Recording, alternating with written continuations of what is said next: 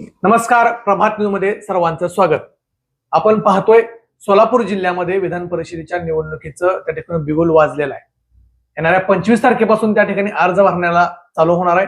त्याच पार्श्वभूमीवर आता नवीन विधान परिषद आमदार कोण असणार याकडे मात्र संपूर्ण जिल्ह्याचं लक्ष लागले. यापूर्वी प्रशांत मालक परिचारक यांच्या स्वरूपात आपल्याला सोलापूर जिल्हा परिषदेचे आमदार म्हणून त्या ठिकाणी पाहायला मिळालं. परंतु आता 2026 मध्ये या निवडणुकीमध्ये कोण आमदार होणार याची उत्सुकता मात्र सगळ्यांना लागलेली आहे. आज प्रभात न्यूज आणि परफेक्ट न्यूजच्या माध्यमातून आपण दोन्ही चॅनलवरती त्याची सखोल त्या ठिकाणी चर्चा पाहणार आहोत. आपल्यासोबत सुधाकर काका आहेत. काका, आपल्या प्रेक्षकांना तुमची ओळख करू. नमस्कार, मी सुधाकर कवडे आणि परफेक्ट न्यूज आणि प्रभात न्यूज या चॅनलच्या माध्यमातून आपण आज विधान परिषदेच्या निवडणुकीच्या संदर्भानं उमेदवारी बाबतीमध्ये सोलापूर जिल्ह्यामध्ये ज्या उलटसुलट चर्चा आहेत त्या चर्चेच्या संदर्भानं सविस्तरपणानं चर्चा करणार आहोत. हे दोन्ही चॅनल आपण सबस्क्राईब करा, लाईक करा आणि शेअर करा. आपण प्रत्यक्ष चर्चेला सुरुवात करतोय.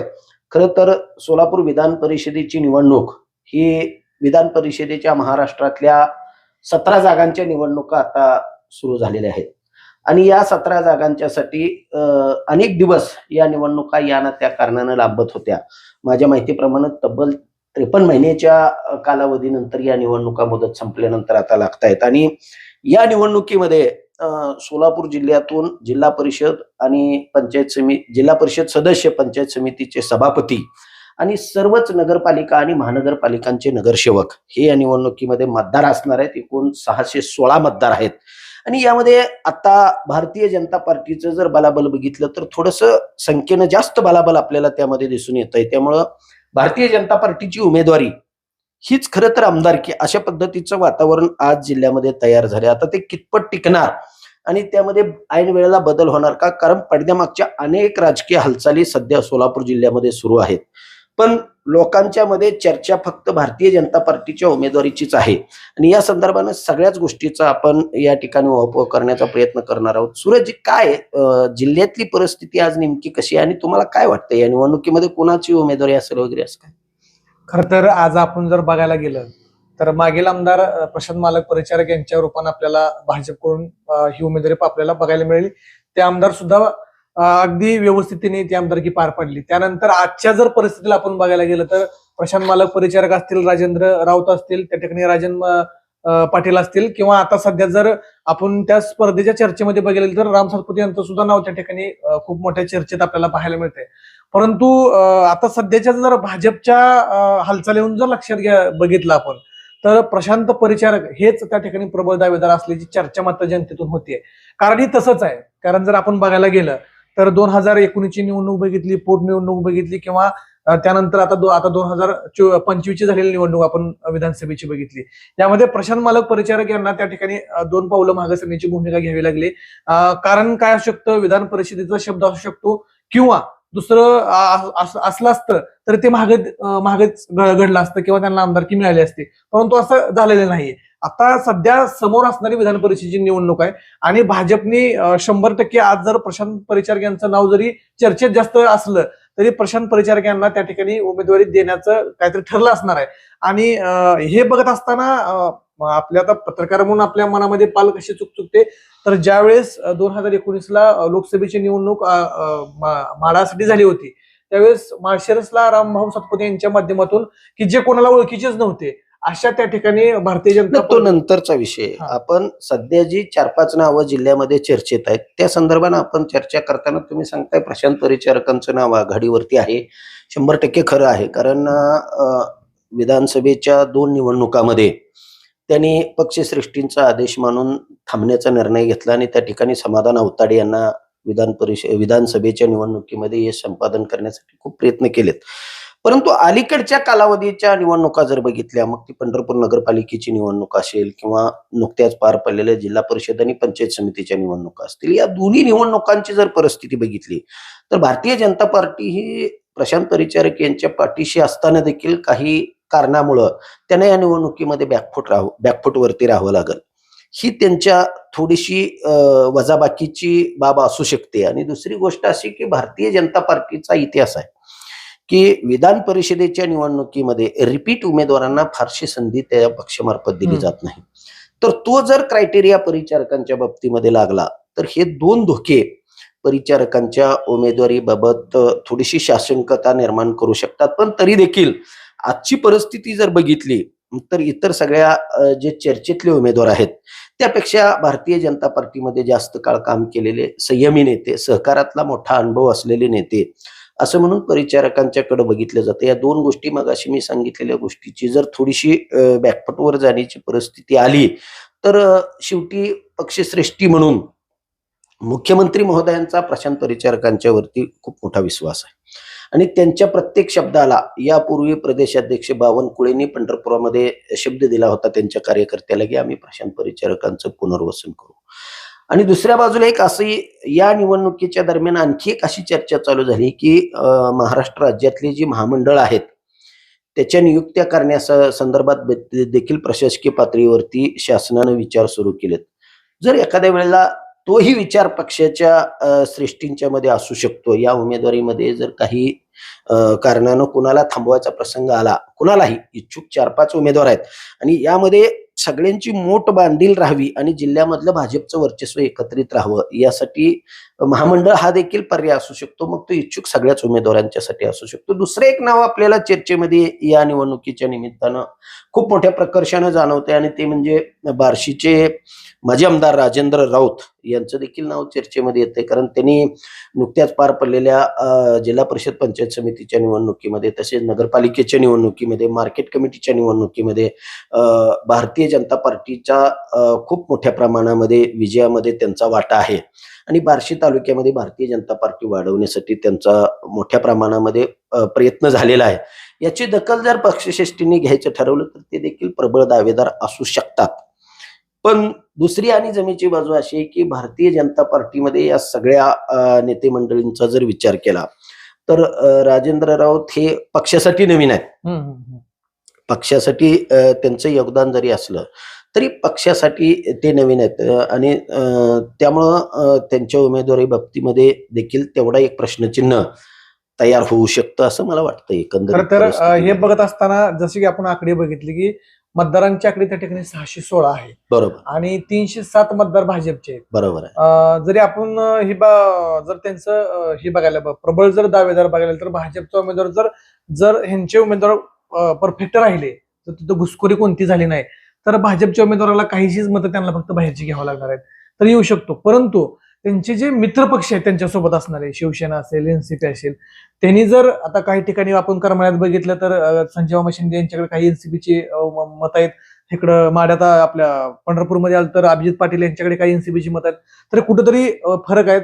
त्या ठिकाणी एकनाथ शिंदे यांची शिवसेना पाहायला गेलं तर परिचारक यांच्या विरोधात आपण काम करताना पाहिलेले किंवा इतर ठिकाणी सुद्धा आता अमोल हे असतील सोलापूर महानगरपालिका तिथे सुद्धा मोठा विरोध, अमोल बापू असतील तिथे त्यांनी विरोध केला. त्यामुळे महायुतीतलं सुद्धा वातावरण आपण म्हणावं असं तिथं चांगलं नाही. परंतु भाजपची संख्या जास्त असल्यामुळे आकडेवारीवरती या निवडणुका विधानसभेच्या निवडणुकीमध्ये आकडेवारीवरचं गणित जुळलंच असं सांगता येत नाही. मागे एका निवडणुकीमध्ये सोलापुरातून युनुस शेख विरुद्ध सुभाष बापू देशमुख यांची जी निवडणूक झाली होती त्यामध्ये सुभाष बापू देशमुख हे भारतीय जनता पार्टीचे उमेदवार होते आणि त्यांच्याकडे मताची आकडेवारी खूप कमी असताना देखील त्यांनी जिल्ह्यामध्ये फोडाफोडीचं राजकारण करून त्या काळात झालेला वेगवेगळ्या प्रकारांचे साम दाम दंड भेद वापरून त्यांनी विजय संपादन केला होता. एकंदरीत जिल्ह्यात जरी आज भाजपची आणि युतीची आकडेवारी दिसत असली तरी पडद्यामागच्या राजकीय हालचाली खूप मोठ्या प्रमाणामध्ये चालू आहेत. इच्छुकांची संख्या मोठ्या प्रमाणात आहे. राजन पाटलांसारखा एक तगडा उमेदवार देखील या निवडणुकीच्या निमित्तानं चर्चेत येतोय आणि या सगळ्या गोष्टीचा जर विचार केला तर आणि याही पेक्षा महत्वाची गोष्ट म्हणजे ही चर्चा फक्त भारतीय जनता पार्टीच्या उमेदवारी बाबतीतच जिल्ह्यामध्ये चालू आहे. विरोधी पार्टीच्या उमेदवारामध्ये किंवा विरोधी पार्टीच्या सगळ्या एकंदरीत राजकीय घडामोडीमध्ये सगळीकडे शांतता दिसते. कदाचित ही वादळापूर्वीची शांतता देखील असू शकते आणि सोलापूर जिल्ह्याच्या राजकारणात महत्वाचा घटक मानला जाणारा मोहिते पाटलांचा जो गट आहे जिल्ह्यावरती सगळीकडे ज्यांचं वर्चस्व आहे त्यांची भूमिका देखील या निवडणुकीमध्ये महत्वाची असू शकते. आणि या निवडणुकीमध्ये आजची परिस्थिती जर बघितली तर मोहिते पाटील कुटुंब हे भाजपपासून 4 हात दूर आहे रणजितसिंह मोहिते पाटलांची मुदत संपलेली आहे आणि नव्यानं कुठल्या पद्धतीनं राजकीय वातावरणामध्ये वावरायचं किंवा कुठल्या पक्षामध्ये प्रवेश करायचे या संदर्भामध्ये त्यांच्या कार्यकर्त्यांच्या मध्ये खलबतं सुरू आहेत. कदाचित मोहिते पाटलांचा गट शिवसेनेच्या शिंदे गटाच्या उपमुख्यमंत्री साहेबांच्या संपर्कात असल्याचीही जिल्ह्यामध्ये चर्चा आहे. आणि तसं जर झालं तर शिंदे सेनेला बरोबर घेऊन मोहिते पाटलांनी जर अपक्ष स्थानिक आघाड्या आणि इतर पक्षांची मोठ बांधली तरी देखील या निवडणुकीमध्ये मोठी चुरस जिल्ह्यामध्ये निर्माण होऊ शकते. कारण या 4-5 इच्छुक उमेदवारांना एकत्रित बांधून ठेवणं हे उमेदवारी जाहीर झाल्यानंतर भारतीय जनता पार्टी पुढचं खूप मोठं आव्हान असणार आहे. आणि या सगळ्या प्रक्रियेसाठी वेळ अतिशय कमी आहे. कमी वेळामध्ये भारतीय जनता पार्टीला हे सगळं करावं लागणार आहे. आणि मोहिते पाटील आजच्या भूमिकेकडे जर त्यांच्या बघितलं तर यापैकी कुठला मासा आपल्या गळाला लागतोय का या सावध भूमिकेमध्ये ते असल्यामुळं या निवडणुकीमध्ये म्हणावं तितकी ही निवडणूक दोन्ही पक्षांना सोपी नाही असं मला वाटतं. ऐन वेळेला कुठला ट्विस्ट पुढे येईल काय सांगता येत नाही. खर तर या मताला मी नक्कीच सहमत आहे. कारण आपण जर बघायला गेलं तर राजन पाटील यांचा जर आपण पक्षप्रवेश बघितला तर पक्षप्रवेश असा काय आहे तर 2 नेत्यांमधलं भांडण आहे, पक्षामधलं नाही. कारण राजन पाटील जर आपण बघितले तर एनसीपी आणि भाजप हे दोन्ही महायुतीतलेच घटक आहेत. परंतु उमेश पाटलांचा तीव्र असणारा विरोध पाहता त्यांनी एनसीपी सोडली आणि भाजपमध्ये आले. हे सगळं पाहत असताना त्यांचे संबंध खरं तर मोहिते पाटलांसंग अतिशय चांगले आहेत. आपण यापूर्वीही सोशल मीडियाच्या माध्यमातून बघितले. नंतर आता सुभाईबापू देशमुख आणि विजयकुमार देशमुख यांच्यातली जर जयकुमार गोरे यांच्यासोबतची जर सांगड बघितली तर कुठेतरी आपल्याला थोडा दुजाभाव किंवा कुठेतरी दरी निर्माण असताना मध्ये आपल्याला पाहायला मिळते. जरी स्टेजवरती एकत्र आले तरी पाठीमागच्या भूमिकेकडे कुठेतरी विरोध असताना आपल्याला थोडा पाहायला मिळतो. मग महानगरपालिकेची निवडणूक असू दे किंवा कृषी उत्पन्न बाजार समितीची सोलापूरची निवडणूक झाली त्यामध्ये 2-3 आमदार एका साईडला गेले आणि बाकीचे आमदार एका साईडला आले अशी आपण परिस्थिती बघितली. हे सगळं असताना आता नेमकं उमेदवारी कोणाला मिळणार याच्यावरती जसं तुम्ही म्हणला की मोहिते पाटलांनी जर त्यात स्वतःहून उडी मारली किंवा रणजितसिंह मोहिते पाटील यांचं जर नाव त्या ठिकाणी प्रखरतेनं आलं तर ते नक्की शेवटच्या टोकापर्यंत ते प्रयत्न करणार. जे भाजपमध्ये नाराज गट आहे, शिवसेनेमध्ये नाराज गट आहे, एनसीपी मध्ये नाराज गट आहे, नक्कीच त्या गटाला आपल्या गळाशी लावायचा प्रयत्न करणार. आणि भाजप ज्या तोऱ्यात किंवा ज्या ताकदीनं म्हणते की सोलापूर विधानसभेवर आमचाच आहे तिथं कुठेतरी आपल्याला चोरस पाहायला मिळते. परंतु जसं मी मागाशी म्हटलं की जर मोहिते पाटलांनी ही ताकद त्यांना यश ठरलं तर हे होऊ शकतं. पण प्रशांत परिचारक हे प्रबळ दावेदार का तर त्या ठिकाणी त्यांनी घेतलेली माघार यापूर्वीची आणि भारतीय जनता पार्टीला त्या ठिकाणी त्यांना त्या ठिकाणी आपण काय म्हणतो न्याय द्यायचा असेल तर हीच संधी त्या ठिकाणी भारतीय जनता पार्टीला आहे असं मला वाटतं. मुळात काय झालेलं आहे सोलापूर जिल्ह्याचं राजकारण जर तालुका पातळीवरचं आपण बघितलं तर पक्षीय राजकारणापेक्षा गटताटाचं जे राजकारण आहे मग बार्शीमध्ये सोपल आणि राऊतांचं राजकारण असेल किंवा मोहोळमध्ये राजन पाटील आणि आता त्यांचे जे विरोधक आहेत उमेश पाटील असतील किंवा आमदार खारे असतील यांचं राजकारण असेल किंवा सांगोल्यामधलं शाजीबापू पाटील आणि शेकापचे बाबासाहेब देशमुख यांच्यातलं राजकारण पक्षीय राजकारणापेक्षा हे गटातटाचं जे राजकारण आहे एकंदरीत करमाळा तालुक्यातलं संजय मामा शिंदे आणि नारायण पाटील यांचं राजकारण असेल, माढा विधानसभा मतदारसंघामध्ये बबनदादा शिंदे यांचे सुपुत्र रणजित शिंदे आणि अभिजित पाटील यांच्यातलं राजकारण असेल, या सगळ्या राजकीय घडामोडीमध्ये विरोधकांच्या हाताला कुठला तरी एक गट लागण्याची शक्यता देखील नाकारता येत नाही. आणि यामुळं ऐन वेळेला या निवडणुकीमध्ये कुठला राजकीय टिष्ट समोर येईल यावर देखील या निवडणुकीचा निकाल फार मोठ्या प्रमाणात अवलंबून आहे. कारण एकंदरीत आणि दुसरी महत्वाची बाजू अशी की या उमेदवारीच्या संदर्भानं सगळ्याच पक्षांकडून जी चाचपणी चालू आहे. आता जागा निश्चितीच्या बाबतीमध्ये महाराष्ट्रातल्या 17 जागापैकी एका जागेवरती कुठंतरी युतीचं घोडं अडून राहिले असं ऐकायला मिळतंय. ती जागा कुठली आहे ते समजायला मार्ग नाही, बाकी सगळ्या जागांचं वाटप झालंय असं जरी ऐकायला मिळत असलं तरी एकंदरीत जिल्ह्यातली परिस्थिती आपण बघितली तर ही उमेदवारी जाहीर करायला जितका उशीर होणार आहे तिथल्या नेते मंडळीमधलं अंतर वाढत जाणार आहे. आणि मग कदाचित हे सगळे जर आपण बघितलं काही अंशी प्रशांत परिचारक भाजपमध्ये 5-7 वर्षापूर्वी 10 वर्षापूर्वी काम करतात, पण बाकीचे राजन पाटील असतील, राजेंद्र राऊत असतील, हे उमेदवार जर बघितलं तर ते नवखे भाजपसाठी आहेत. आणि कदाचित भाजपच्या डोक्यामध्ये राजकारणात काहीही घडू शकतं. भाजपच्या डोक्यामध्ये जर एखादा नवखा उमेदवार आणून तर त्याचं पुनर्वसन करायचा विषय असेल, तुम्ही मगाशी सांगितलं की राम सातपुतेंचं जसं माळशिरसला पुनर्वसन केलं तसा जर विचार असेल तर तो सुद्धा विचार अचानक येऊ शकतो. हे स्थानिक पातळीवरचं वाद संपवण्यासाठी आणि गटातटाचं राजकारण थांबवण्यासाठी भाजप तो सुद्धा प्रयोग करू शकतो. एकंदरीत परिस्थिती जर सोलापूर जिल्ह्यातली बघितली तर भारतीय जनता पार्टी आणि सावधगिरीनं अतिशय पावलं सगळ्या पदाधिकाऱ्यांकडून भारतीय जनता पार्टीच्या टाकली जात आहेत आणि विरोधकांच्या मध्ये मात्र वादळापूर्वीची शांतता असावी असंच काहीसं थोडंसं वातावरण जिल्ह्यामध्ये तयार होतंय आणि त्यामुळं प्रत्येक उमेदवाराच्या इच्छुक उमेदवाराच्या कार्यकर्त्यांच्या मध्ये प्रचंड उत्साह आहे. स्टेटसच्या डिझाईन तयार आहेत. सोशल मीडियावरती आपल्या नेत्याचं समर्थन करण्यासाठी कार्यकर्त्यांची प्रचंड चढाओढ लागली आहे. फक्त आता आदेशाची वाट बघण्याची प्रक्रिया कार्यकर्त्यांच्यामुळे सुरू असल्यामुळं एकंदरीतच या निवडणुकीमध्ये पुढच्या 2 दिवसामधल्या राजकीय घडामोडीकडं राज्यातल्या राजकीय घडामोडीकडं सगळ्या लोकांचं लक्ष लागून राहिलंय, जसं आपलंही राहिलंय आणि या सगळ्या घडामोडीनंतरच खरं तर हे चित्र स्पष्ट होणार आहे. तोपर्यंत राज्यामध्ये किंवा सोलापूर जिल्ह्यामध्ये ज्या घडामोडी घडणार आहेत त्या घडामोडी आम्ही आपल्यापर्यंत पोच करण्याचा प्रयत्न करणार खरं तर आहोत. काका अजून एक प्रश्न त्या ठिकाणी मला असा जाणवतोय की जसं की भारतीय जनता पार्टी आणि टायमिंगला तुम्ही जसं मगाशी म्हटला की हे भांडण कुठंतरी शांत ठेवण्यासाठी ह्याला दिलं तर तो नाराज होईल, त्याला दिलं तर तो नाराज होईल, नाराजी नाट्य होऊ नये एकंदरीत यासाठी भारतीय जनता पार्टी आपण जी 4 नावं सांगितली याच्या व्यतिरिक्त एखादा उमेदवार की ज्याला त्या ठिकाणी मोठं पराभव पत्करावा लागला आणि भारतीय जनता पार्टी त्याचं योगदान मोठं आहे पण त्याचं भारतीय जनता पार्टी पुनर्वसन करू शकलं नाही, तर सोलापूर सारखी एक सेफ ठिकाणी जागा आहे असं एक अनुषंग घेऊन त्या ठिकाणी ते त्यांना आणू शकतं का, अशी या संदर्भात तुम्हाला काय वाटतं? नाही, 100% मी आता जी भूमिका तुम्हाला सांगितली, कारण सुरक्षिततेच्या वेळेमध्ये आता मागच्या अनेक निवडणुकामध्ये परवा राज्यसभेच्या उमेदवारीच्या संदर्भामध्ये भारतीय जनता पार्टी असेल, शिवसेना असेल याने धक्कातंत्राचा राजकारणाचा वापर केलाय आणि तो सुद्धा या निवडणुकीमध्ये येऊ शकतो अशी परिस्थिती एकंदरीत जिल्ह्यामध्ये आहे आणि सगळीच नेते मंडळी या बाबतीमध्ये कुणीच खात्रीलायकरित्या सांगू शकत नाही. मगाशी जे आपण 4 नावं घेतली त्यामध्ये प्रशांत परिचारक असतील, राजन पाटील असतील, राजेंद्र राऊत असतील, काही प्रमाणामध्ये राम सातपुतेंचं देखील नाव चर्चेला येतंय, ते असतील किंवा आणखी जे कोणी इच्छुक असतील, या सगळ्यांच्या मध्ये स्थानिक पातळीवरती जर गटातटाचं राजकारण वाढून कारण भारतीय जनता पार्टीला आता पक्षांतर्गत गटबाजी नको आहे अजिबात. एकच भारतीय जनता पार्टी पक्ष हाच झेंडा घेऊन काम करणारा माणूस त्यांना अपेक्षित आहे. कारण गटातटाचं राजकारण झालं तर पक्ष पुढे नेणं अवघड होईल. या दृष्टिकोनातून देखील या सगळ्या गोष्टीवरती नेते मंडळींचं बारीक लक्ष आहे.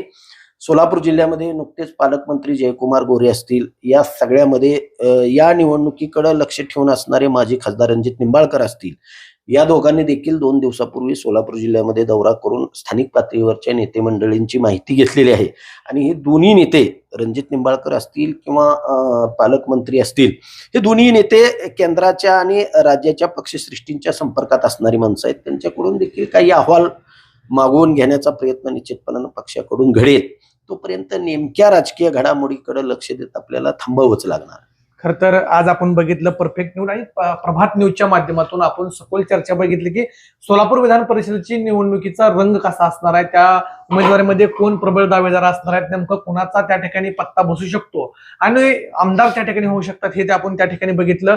प्रबळ दावेदारांपैकी आपण 4 जणांची नावं सांगितली. त्या व्यतिरिक्त भारतीय जनता पार्टीच्या जर डोक्यात आलं तर एखाद्याच्या बाहेरच्या उपऱ्या उमेदवाराचं जर पुनर्वसन करायचं असेल तर ही सोलापूरची जागा ही योग्य आहे आणि त्या ठिकाणी त्यांना आपण आणून त्याचं पुनर्वसन करू शकतं असं सुद्धा भारतीय जनता पार्टी 100% करू शकतं. त्यांना त्या ठिकाणी प्रशांत परिचारक असतील, राजेंद्र राऊत असतील, राजन पाटील असतील किंवा राम सातपुते असतील यांना सोडून ते त्यांचं पुनर्वसन सुद्धा करू शकतात, कारण भारतीय जनता पार्टी काहीही करू शकते असा इतिहास आजपर्यंत आपल्याला पाहायला मिळालाय. नेमकं या निवडणुकीमध्ये काय घेणार, जर प्रशांत परिचारकांना तिकीट नाही मिळालं तर त्यांची भूमिका काय असणार हे सुद्धा त्या ठिकाणी खूप सगळ्याच नेते मंडळींचे, राजन पाटील असतील, राजेंद्र राऊत असतील, प्रशांत परिचारक असतील, हे पुन्हा उमेदवारी नाही मिळालं तर त्या जोमानं काम करणार का त्यांचे कार्यकर्ते, त्यांच्या मार्गदर्शक. कारण निवडणुकीमध्ये जे निवडून आलेले लोक आहेत, जिल्हा परिषदेचे सदस्य आणि नगरसेवक आणि सभापती, हे काय सामान्य मतदार नाहीत आणि त्यामध्ये त्यांची सुद्धा वैचारिक पातळी वेगळी असू शकते. आपल्या नेत्यांना डावलला असेल तर मग आपल्याला नेत्यावरती निष्ठा असणाऱ्या माणसांची थोडीशी गोची होण्याची शक्यता असते, त्यातून राजकारणामध्ये काही घडू शकतं. त्यामुळे भारतीय जनता पार्टी असेल किंवा विरोधक असतील, त्यांनी सगळं आपलंच आहे या आविर्भावात राहणं सोलापूर जिल्ह्यामध्ये आज तरी धोक्याचं मला वाटतं. नक्कीच आज आपण चर्चा केली येणाऱ्या 25 ते 1 तारखेपर्यंत जे उमेदवारी अर्ज भरण्याचा कालावधी आहे त्या कालावधीमध्ये 99% उमेदवार कोणाचा, महाविकास आघाडीचा कोणता असणार आहे, महायुतीचा कोणता असणार आहे, किंवा या व्यतिरिक्त एखादा मातब्बर नेता अपक्षाच्या सुद्धा तयारीत असू शकतो. कारण तो जर एखाद्या वेळेस जर या सगळ्या गोष्टींना पाहता तो जर म्हणत असेल की या दोघांना डावलून माझं त्या ठिकाणी पुनर्वसन होऊ शकतं, अशा सुद्धा घडामोडी आपल्याला त्या ठिकाणी सोलापूर जिल्ह्यात आपल्याला पाहायला मिळाल.